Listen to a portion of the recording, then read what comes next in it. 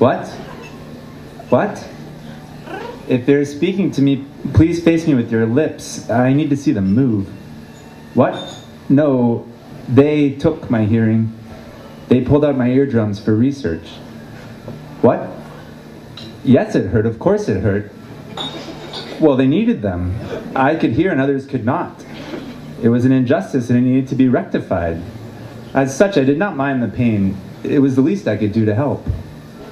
What? Oh, I used to tune pianos. My father was a piano tuner, and his father before him. What? Yes, I like the work. To be honest, I never really thought of it as work. It's just what we did. What? No, I no longer tune pianos.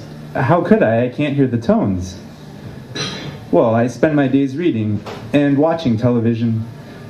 Someday, when they discover a way to restore hearing, I will benefit along with everyone else.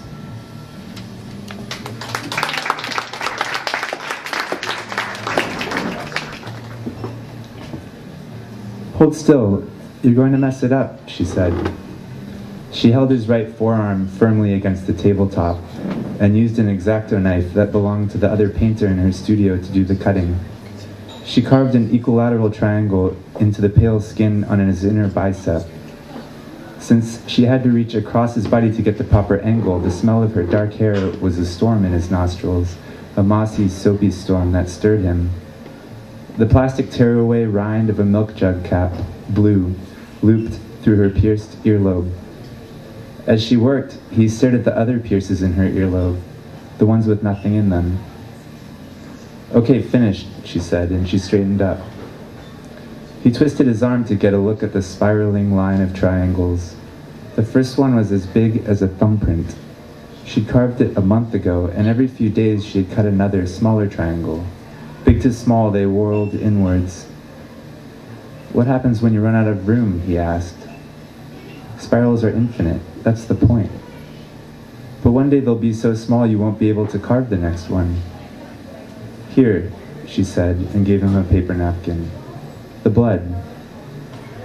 He dabbed at the tiny, seeping cuts.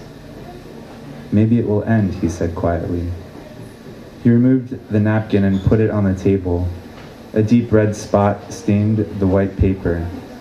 He traced the spiral with his index finger. The oldest carving had scarred into delicate white ridges. The newer ones were still red and puffy. Maybe it never started, she said.